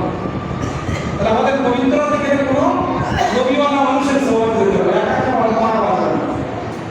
ওয়া ইউআল্লিমুহুম, তোমাদেরকে ইলম শিখাবে আমার নবী। আমার নবী তোমাদেরকে ইলম শিক্ষা দিবে।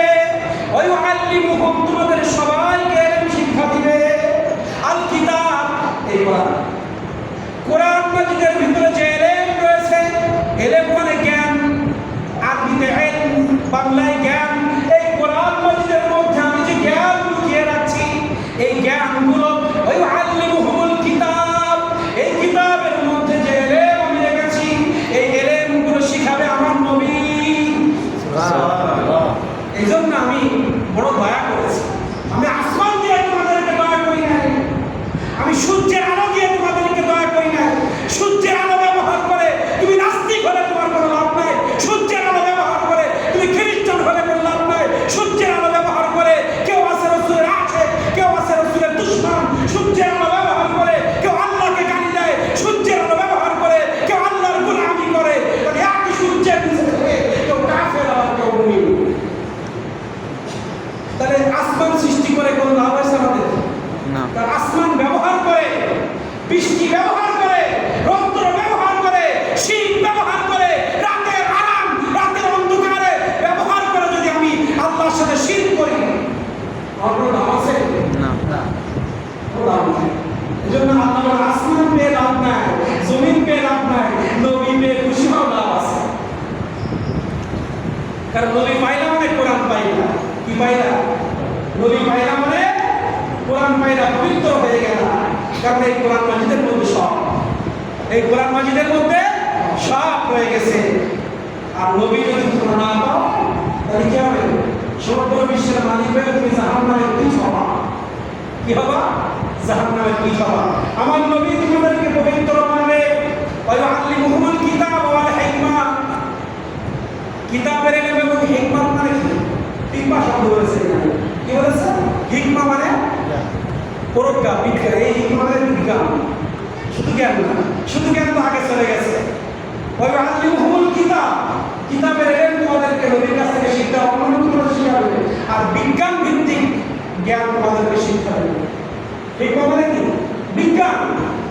আজকে যারা বৈজ্ঞানিক হয়েছে, যারা নবীকে অস্বীকার করে, এদের মতো জানেন নাই। পৃথিবীর মধ্যে সর্বশ্রেষ্ঠ বৈজ্ঞানিক ছিল আমার নবী। আজকে বিজ্ঞান গবেষণা করে বলছে মেসল করো, যেটা 1500 বছর আগে আমার নবীজি বলে গেছে। 1500 বছর আগে আমার নবীজি বলে গেছে ইশারার নামাজ পড়ে দ্রুত ঘুমাতে যাও, ফজরের আযান দিল, তুমি স্ট্রোক করবে না, ডায়াবেটিস প্রেসারে পুরো হবে না। আজকে বিজ্ঞান বলছে 9টার পরে ঘুমাইলে স্ট্রোকের ঝুঁকি আছে।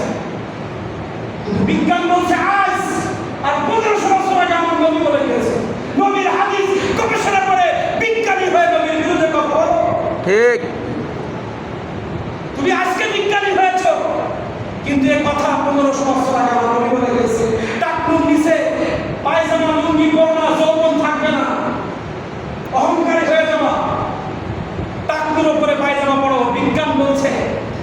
ওই 1500 বছর আগের কথাই ঠিক। টাকনুর নিচে প্যান্ট পরলে আস্তে আস্তে যৌবন হারায় যাবে। আমার নবীজি বলছে গোপের মধ্যে বেরেট দিও না, ছোট ছোট করে কাটো, আর দাড়িকে ছেড়ে দাও। দাড়িতে যদি পোষ মারো যৌবন হারাই যাবে। বিজ্ঞান বলছে পোষ মারলে চোখের দৃষ্টি যায়, যৌবন যায়। কি যায়? আজকে আমাদের অল্প বয়সে যৌবন হারাই গেল।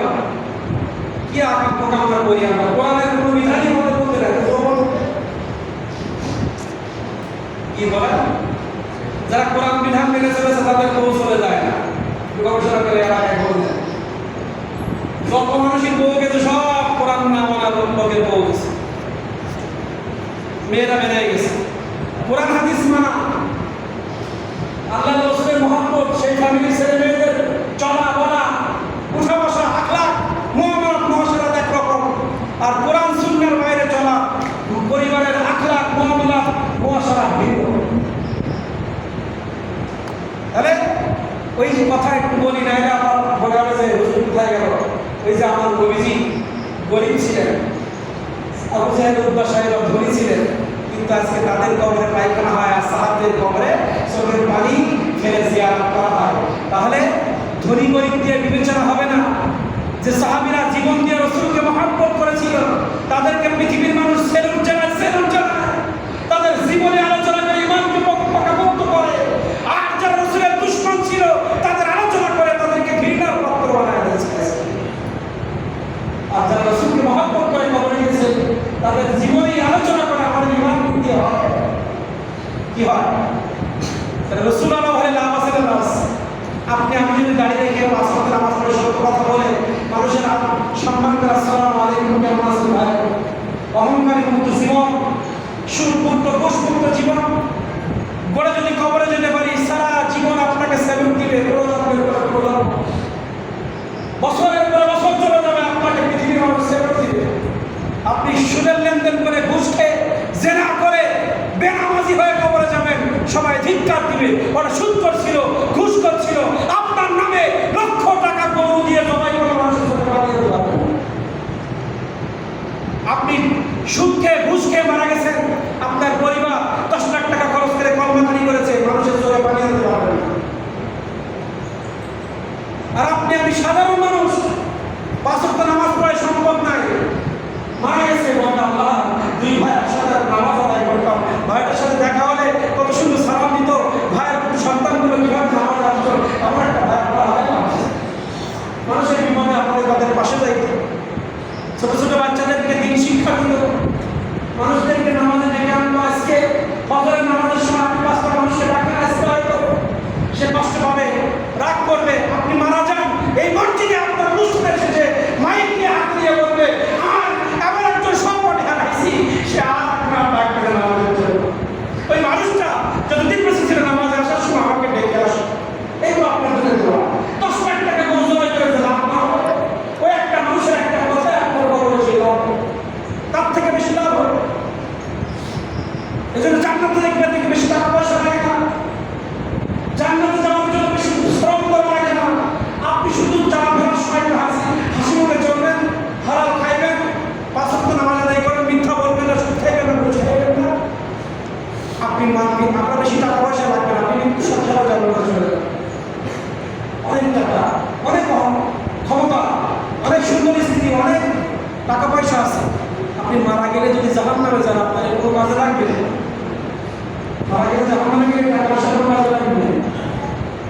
সম্মান। এর উপরে বিভিন্ন টপিকস আছে। সূরা মুমিনুনের তাফসীর প্রথম থেকে 10 আয়াত তাফসীর করে দেন।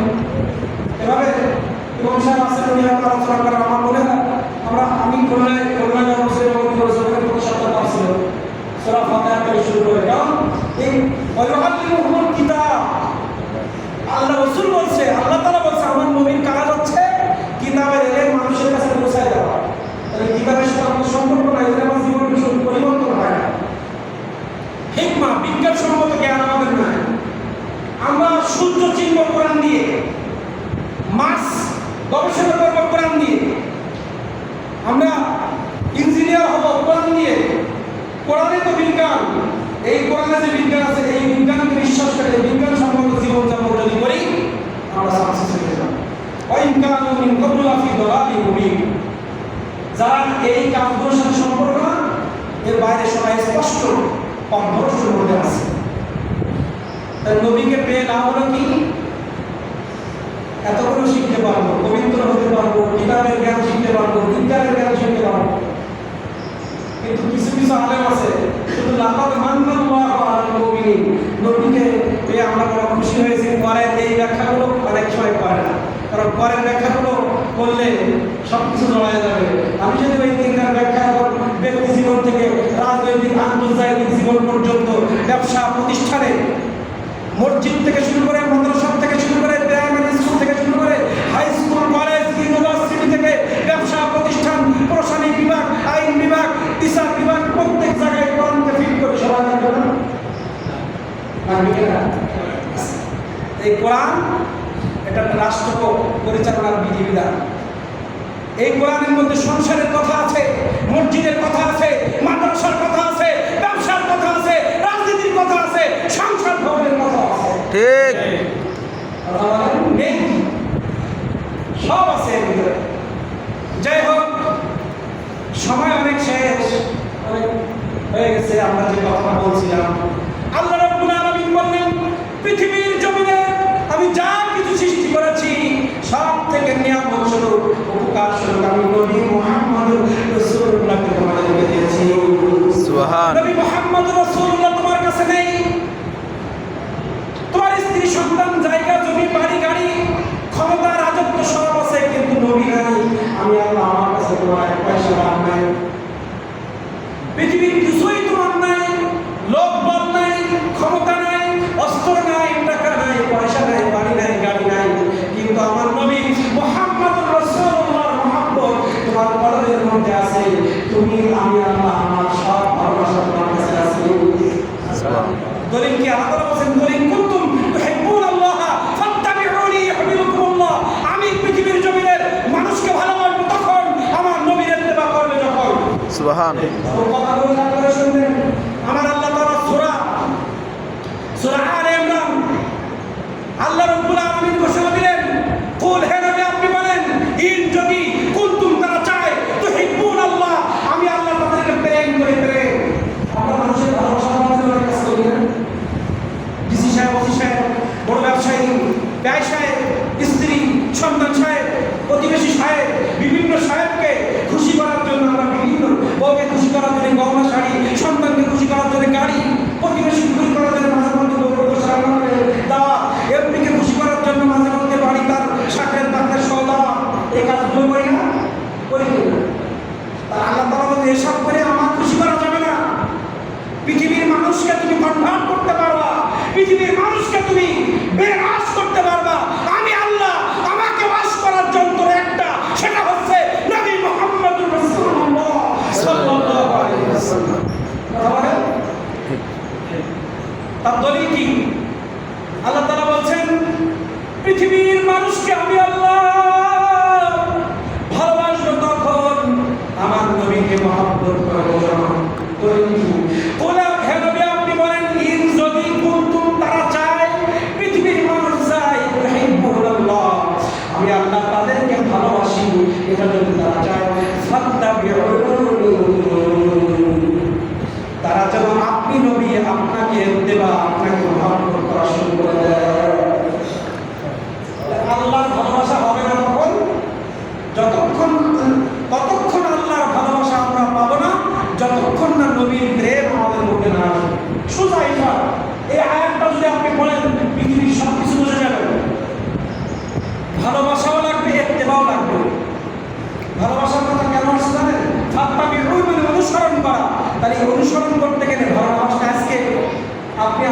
আমি যা বলবো তাই আপনারা শুনবেন, কখন আমাকে ভালোবাসবেন যখন, তাই না? ফাত্তাবিউনের মধ্যে লুকানো আছে ভালোবাসা।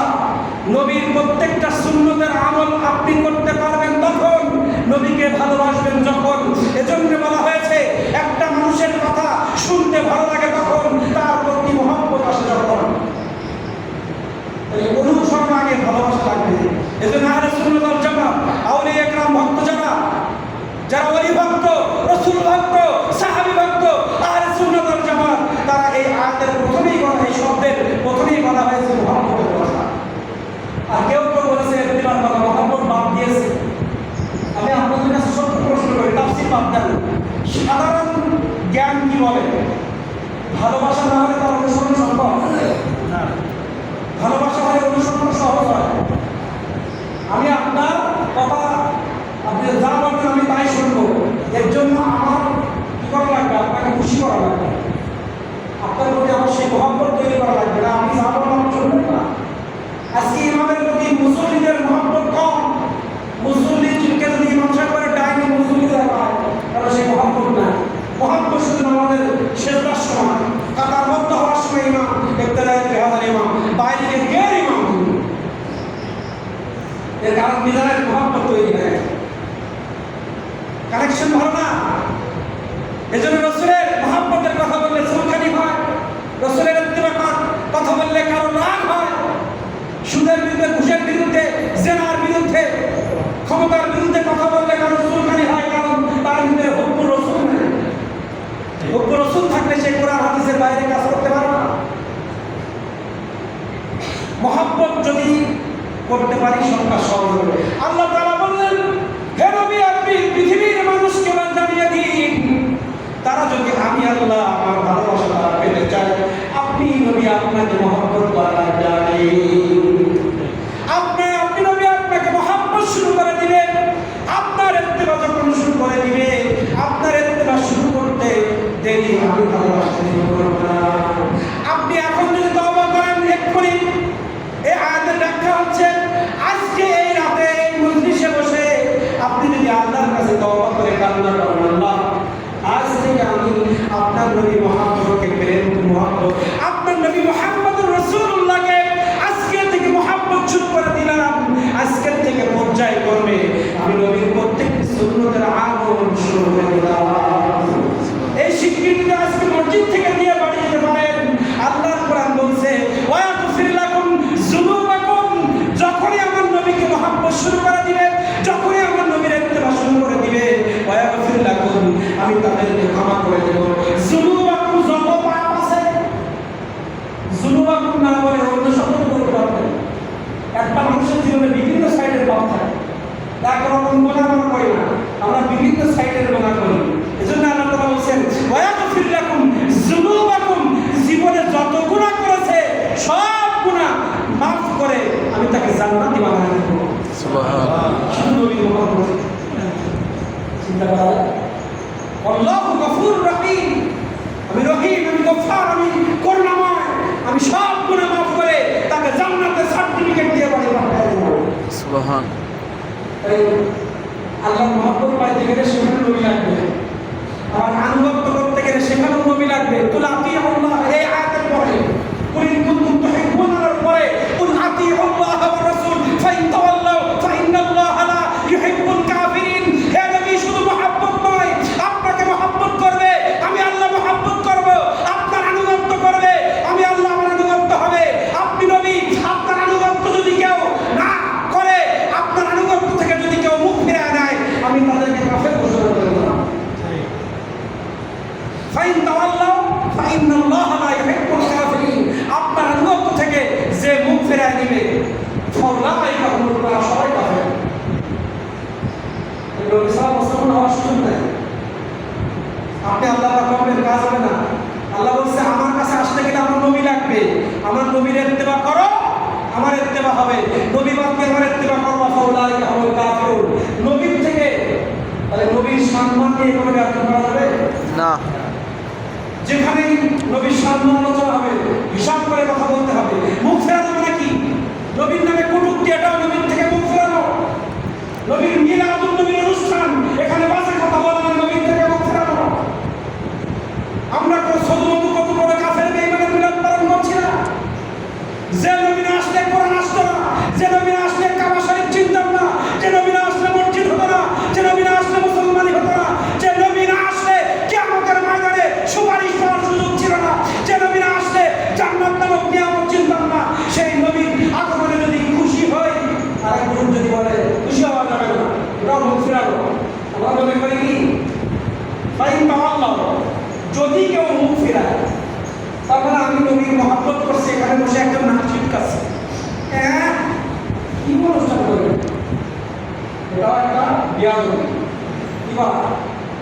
আমরা এখানে কি গান বাজনা করছি?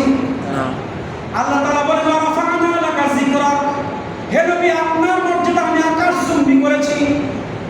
যে যত বেশি আপনার মর্যাদা দিবে, যে যত বেশি আপনার আলোচনা করবে, আমি আল্লাহ তাকে তত বেশি মহব্বত করব, পৃথিবীর জমিনে তত বেশি ইজ্জত তার বাড়িয়ে দিব। আল্লাহ বলতেছে নবী নবী কর, আর আমরা বলতেছি না দরকার নেই। আজকে মিলাদুন নবীতে সারাদিন নবী নবী হয়েছে। আচ্ছা আমরা জিনিস বললাম না, নবীকে সম্মান করলে আমাদের এত কষ্ট লাগে কেন? এক শ্রেণীর মানুষ বুঝে আসে না। নবীকে যত বেশি আপনি ইজ্জত দিবেন, আল্লাহ আপনার ইজ্জত বাড়িয়ে দেবেন। তাহলে আমরা এখানে যত বেশি বাড়ি করবো, ঠিক কিনা? এখানে নবীর জীবনী, নবী আপনি যদি বলেন হুজুর নবীর জীবনী আলোচনা করবেন, আপনি তো কোরআনের আলোচনা করবেন। মা আয়েশা রাদিয়াল্লাহু তাআলা একজন সাহাবী প্রশ্ন করছেন, হে মা আয়েশা, আমার নবী দুনিয়ায় নাই, আপনি একটু বলেন নবী চরিত্র সম্পর্কে একটু বলেন, আমরা কিতাব লিখব। আয়েশা সিদ্দিকা রাদিয়াল্লাহু তাআলা আনহার কাছে সাহাবী গিয়ে বললেন, মা আয়েশা, নবী তো দুনিয়ায় নাই, আমরা নবীর চরিত্র একটু লিপিবদ্ধ করব, চরিত্র বর্ণনা করেন। মা আয়েশা বলছেন, খুলুকুল কোরআন, তোমরা কি কোরআন পড়ো না? কোরআন মাজিদের সূরা ফাতিহা থেকে সূরা নাস পর্যন্ত নবীর চরিত্র, সুবহানাল্লাহ, পুরো কোরআন মাজিদ রাসূলের চরিত্র। যেখান থেকে আলোচনা করব সেখানে নবীর সম্মান বেড়ে যাবে, যে আয়াতের আলোচনা করব সেখানেই নবীর সম্মান বাড়বে, আর নবীর সম্মান বাড়লে আল্লাহ খুশি হবে। ঠিক আছে না? এবার আসেন, নবী আসছে 12 রবিউল আউয়াল। এই 12 রবিউল আউয়াল আমার নবীজিকে পেয়ে আমরা এই যে খুশি হয়ে মিছিল করলাম, অনুষ্ঠান করলাম, এটা করা যাবে কিনা? আল্লাহ রাব্বুল আলামিন ঘোষণা দিলেন, কুল বিফাদলিল্লাহি ইয়া রাসূলুল্লাহ স্পষ্ট হবে ইনশাআল্লাহ। কুল বিফাদলিল্লাহি ওয়া বিরহমাতিহি ফাবিযালিকা ফালিয়াফরাহু হুয়া খায়রুম মিম্মা ইয়াজমাউন। আল্লাহু আকবার, জোরে আল্লাহ বলেন তো সুবহানাল্লাহ, নারায়ে তাকবীর, আল্লাহু আকবার, নারায়ে তাকবীর, আল্লাহু আকবার, নারায়ে রিসালাত, ইয়া রাসূলুল্লাহ, নারায়ে রিসালাত। ইয়া রাসূলুল্লাহ। দোয়া কিছু করেন তো। এগুলো কি জানেন? এখন ঘুমাইতেছে, ঘুম ভাঙে গেছে না, একটু হাত নাড়ান, দেখবেন ভালো লাগবে। ইয়া রাসূলুল্লাহ, সবাই ইয়া হাবিবাল্লাহ। আচ্ছা, হাত নাড়ানো যাবে না। আমাদের এইটা ভিডিও হচ্ছে, এর দলিল লাগবে কোরআন থেকে। আজকের মজলিস আল্লাহর ক্যামেরায় ভিডিও আছে, বিশ্বাস হয়? বিশ্বাস হলে আর দলিল দেবো না, বিশ্বাস হয়? হয়। আল্লাহকে দেখাবো, আল্লাহ তুমি রাখো তো মান্নাল্লাহ, বালাই রবিউল আউয়াল পৃথিবীর জমিনে দিয়েছো। এই বাকরা মধ্যপাড়া কাজীবাড়ি মসজিদ থেকে আমরা হাত উত্তোলন করে আমার নবীজির আগমনে খুশি হয়ে তোমাকে জানাচ্ছি আমার নবীকে আমরা কত ভালোবাসি। ঠিক না? ঠিক। ইয়া রাসূলুল্লাহ, ইয়া হাবিবাল্লাহ, ইয়া রাসূলুল্লাহ, তুমি জীবন, তুমি মরণ, আধার ঘরে তুমি আপন, তুমি মনের পাড়ের তরি, তুমি নিখানে তারানে বালা। ইয়া রাসূলুল্লাহ, ইয়া হাবিবাল্লাহ, ইয়া রাসূলুল্লাহ,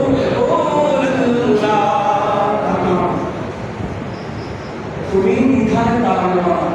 বলেন তো, কবরে আমার ভাই, আমার এমপি, আমার মন্ত্রী, আমার পজিশন যাবে না। মান নাবিয়ুকা। আমরা এতদিন জানি কবরে প্রশ্ন করবে মান রব্বুকা, মান নাবিয়ুকা, মান দীনুকা। না, মান রব্বুকা মা কুনতা তাকুনু হাযা হাক্কুর রাজুল।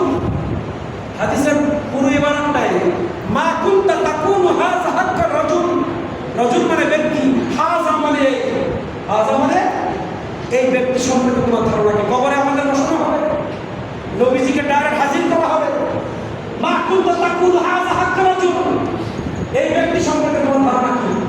সারা জীবন নবী দুশ্মনী করেছেন, ওখানে বলতে হবে হাই হা হাই হা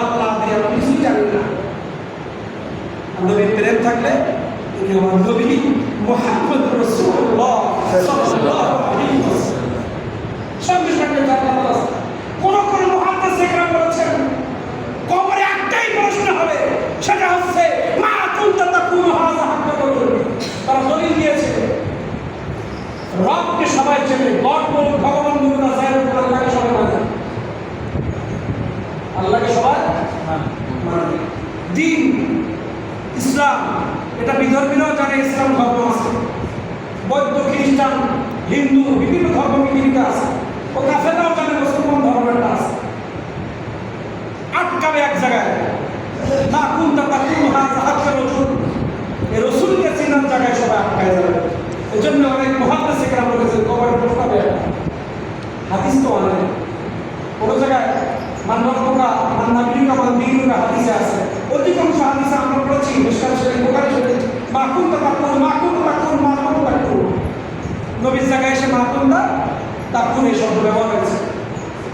আর মুসনাদ আহমদ এখানে একটা হাদিস বলা শুধু নবীর নাম প্রশ্ন করা হবে, আর কিছু না। কারণ নবীর জায়গায় আটকালে জাহান্নাম, নবীর জায়গায় পাশ করলে জান্নাত।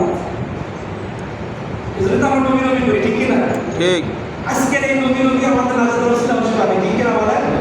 আজকের নবীর এই প্রেম একটা রাতের প্রেম। কারণ হাসরের ময়দান হবে অনেক কঠিন, আবার অনেক সহজ। যখন জীবনের ঈমান নিয়ে যারা যাত্রা পরিমাণ ঈমান নিয়ে যারা কবরে যাবে, হাসরে উঠবে, জীবনে একটা ভালো কাজ করলে আমরা এই অবস্থায় করেছি। আল্লাহ যখন দেখবে আমার এই বান্দাটা সব আমল দেখে জাহান্নামে, কিন্তু আমার মন চাচ্ছে ওকে জান্নাতে দেবো, ফেরেশতাদের বলবে দেখ আমার নাম বাইর কর। কোনো একটা রাসূলের মহব্বতের একটা মজলিস পাওয়া যায় কিনা, এরকম খেলা হবে আসলে হতে পারে। আজকে এই মহব্বতের এই মজলিসটা আমাদের নাজাত রাসূল আমাদের, ঠিক না? ঠিক। বিশ্বাস হয়? হয়। বিশ্বাস হয় না? হয়। আল্লাহ তাআলা বলছেন সামান্য একটা আমল যদি আল্লাহ কবুল করে, আমরা দিবেন করবে। আমাদের গুনাহ আল্লাহর রহমতের কাছে তুচ্ছ, বিশাল রহমত নিয়ে আমরা কত গুনাহ করেছি। একবার চোখের পানি ফেললে 80 বছর মূর্তি পূজা করেছে, 80 বছর মুশরিক অবস্থায় জীবন যাপন করছে, সে একবার যদি লা ইলাহা ইল্লাল্লাহু মুহাম্মাদুর রাসূলুল্লাহ বলে, আমার আল্লাহ বলছেন 80 বছরের সমস্ত শিরক, সমস্ত মুশরিক সব পাপ করে 80 বছর আমলনামায় লিখে দিয়ে বলে দিব আল্লাহ সুবহানাল্লাহ। একটা বার লা ইলাহা ইল্লাল্লাহ অন্তর থেকে আল্লাহকে জানাইতে পারলে 80 বছরের সমস্ত মূর্তি পূজা যদি নেকিতে পরিণত হতে পারে। আপনি আমি কয়টা গুনাহ করেছি? একবার চোখের পানি ফেলা যাবে না। যারা মুমিন তাদের জন্য বড় বড় দরজা খোলা আছে, যারা কাফের তাদের জন্য কালেমার দরজা খোলা আছে। আমরা তো মুসলমান, আমাদের শুধু তওবা করে কলবে আল্লাহকে হাজির নাজির দেখে চোখের পানি বের হলো, আমরা ভুল করেছি। অনেকে আছে না অন্যায় করে, তারপরেও বন্ধুদের জোরে, টাকার জোরে, জমানের জোরে বহাল তবিয়াত দেখায়, আছে না? এরকম অন্যায় স্বীকার করলে আল্লাহ তো মাফ করে, কিন্তু বান্দা আছে না তো স্বীকার করে না। আপনি যত বড় গুনাহগার হন, একবার আল্লাহর কাছে চোখের পানি ছেড়ে বলবেন আল্লাহ আমি ভুল করেছি, আর কিছু না, আল্লাহ আমি ভুল করে ফেলেছি। মায়ের সাথে জিনা করার পরে, রাসূলের দরবারে আসার পরে একজন মায়ের সাথে জিনা করেছে, সে মুখে বলে যায়, আমার নবীজির কাছে এসে বলছে, হে আল্লাহর রাসূল, আমি জীবনে এমন অন্যায় করেছি, আমার মনে হয় আমার ক্ষমা নাই। আল্লাহ রাসূল বলছে যাও, ওযু আছে? ওযু আছে? ওযু থাকলে মসজিদে নামাজ পড়ো, কোরআন পড়ো, ওযু শুনে নাই। বলছে রাসূল আমি অন্যায় করেছি, আপনি আমাকে একটু বলেন আল্লাহ আমাকে মাফ করবে কিনা। ওই পাপের কথা না শুনে বলছে মসজিদে নামাজ পড়তে যাও। বলছে না আমার মনে হচ্ছে আমার নামাজ পড়ে আসছে, আসার পরে বলছে রাসূল আমার কি ক্ষমা হয়েছে? আমার মনে হয় ক্ষমা হবে না। বলছে তুমি নামাজ পড়েছ, আল্লাহ তোমাকে মাফ করে দিয়েছে। সুবহানাল্লাহ। কারণ এই হাদিসে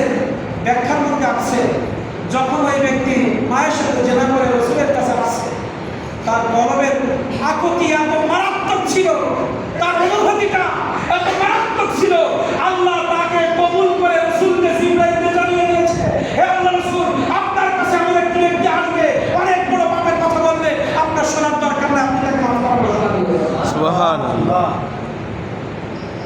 মানে তার অনুভূতিটা এত বৃহৎ ছিল, আল্লাহ কবুল করে দিয়েছে। ওমর রাদিয়াল্লাহু তাআলা জামানায় একজন যুবক মাঠে রাস্তা দিয়ে হাঁটছে, ওমর রাদিয়াল্লাহু তাআলা আসছে। এই যুবক জানে ওমর রাদিয়াল্লাহু তাআলা রাগ কেমন, আজকে তো আমার নিস্তার নাই, মধ্যে থেকে যাচ্ছি। ওমর রাদিয়াল্লাহু তাআলাকে দেখে ওই যুবক মদের বোতলটা পিছনে ধরেছে, আজকে তো আমার নিস্তার নাই।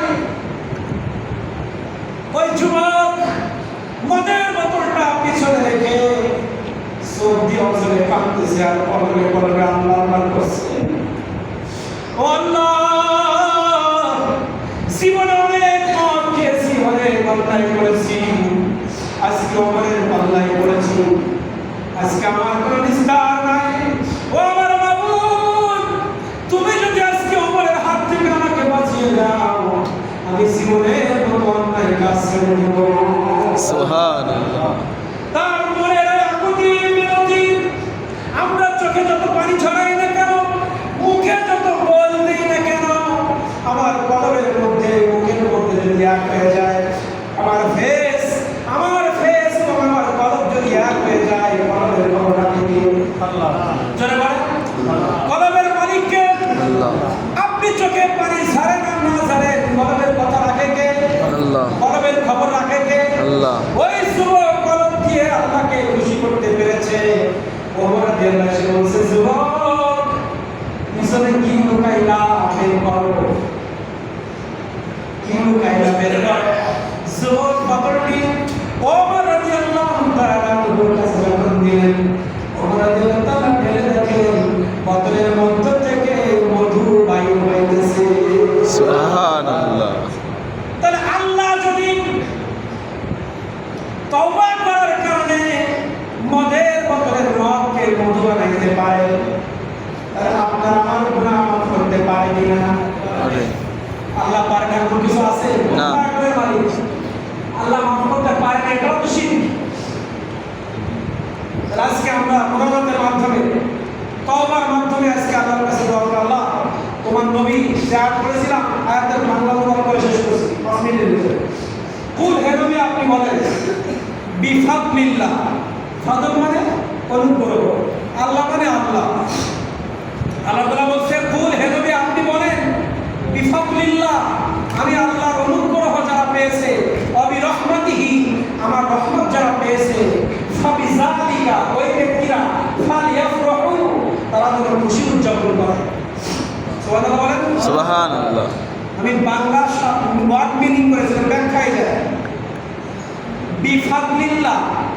ইবনে আব্বাস রাদিয়াল্লাহু রাসূলের আপন চাচা, একজন মুফাসসিরের কথা বললাম, জালালউদ্দিন সুয়ুতি, দুইজন মুফাসসিরের কথা বললাম, বেশি মুফাসসিরের কথা বলে লোক নিতে পারবে না, দুইজন মুফাসসিরের বক্তব্য বলি। কুল বিফাদলিল্লাহ, বিফাদলিল্লাহ বিমানা কোরআন, বিমানা অর্থ, কুল বিফাদলিল্লাহ বিমানা কোরআন। বিফাদলিল্লাহ মানে সাহাবায়ে মুফাসসিরে কেমন বলছে, আল্লাহর অনুগ্রহ প্রথম কোরআন, কি বলেছে? আর দ্বিতীয় বলছে বিমানা ইলম, ইলম মানে জ্ঞান। তা আল্লাহ বলছে, আমার কোরআন এবং আমি যে জ্ঞান তোমাদেরকে দিয়েছি, এই কোরআন আর জ্ঞান পেয়ে তোমরা খুশি হয়ে যাও। সুবহানাল্লাহ। আমরা এসএসসি গোল্ডেন পয়েন্টে মিষ্টি খাওয়াই, হয় না? গোল্ডেন পয়েন্টে মিষ্টি খাওয়ায়, জন্মদিনে মিষ্টি খাওয়ায়, কিন্তু আল্লাহ বলছে তুমি কোরআন শিখতে পেরেছো, তুমি কোরআন মাজিদের হাফেজ হয়েছো, তুমি খুশি হয়ে সারা বিশ্বব্যাপী খাও। কিন্তু এখন এই সময় হাফেজ হলে খাবার নাই, একটা হাফেজ আল্লাহ কোরআন মাজিদ পেয়ে, মানে কোরআন মাজিদ শিখতে পেরে, হাফেজ হয়ে, আলেম হয়ে, কোরআন মাজিদের জ্ঞান অর্জন করতে পেরে তুমি খুশি হও, মানুষকে খাওয়া। আর যে ছেলেটা হাফেজ আর তার বাপ মা খরচ করে না, ডাক্তার হলে তখন খরচ করে। ওমর রাদিয়াল্লাহু তাআলা জীবনী বলি, সূরা আলে ইমরান, ওমর রাদিয়াল্লাহু তাআলা নাসে মদি, সূরা বাকারা তাফসীর সহ ওমর রাদিয়াল্লাহু তাআলাকে 12 বছর সময় লাগছে। 12 বছর পরে ওমর রাদিয়াল্লাহু তাআলা সূরা বাকারার অর্থ বুঝতে শিখেছে। যেদিনকে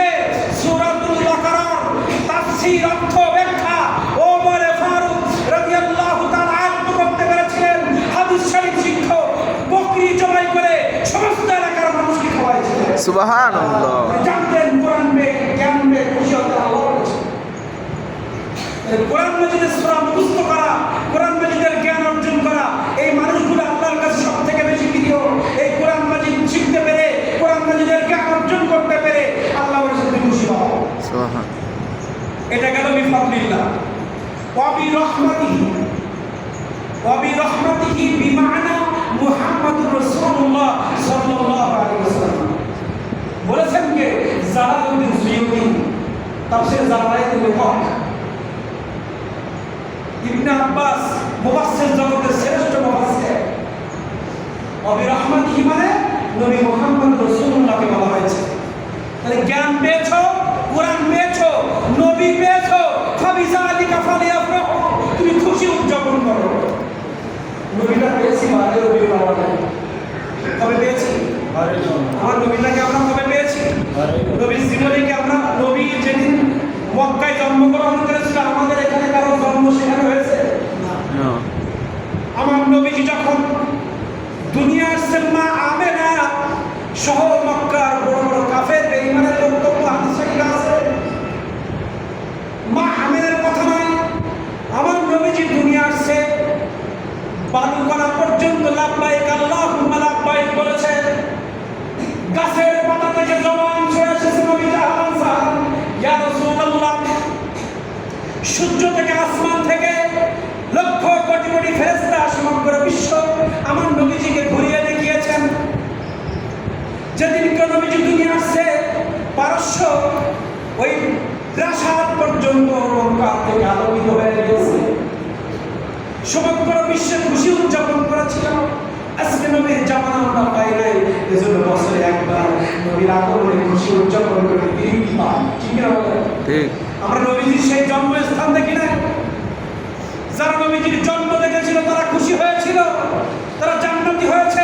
নবীজির জন্মকে যারা খুশি পালন করেছে তারা জান্নাতি হয়েছে।